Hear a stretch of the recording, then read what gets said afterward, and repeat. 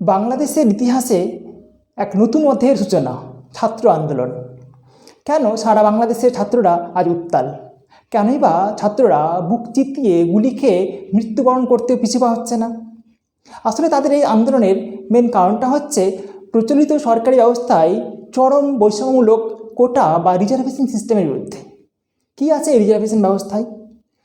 বাংলাদেশের মুক্তিযোদ্ধাদের জন্য 30% সরকারি চাকরিতে সংরক্ষণ রয়েছে।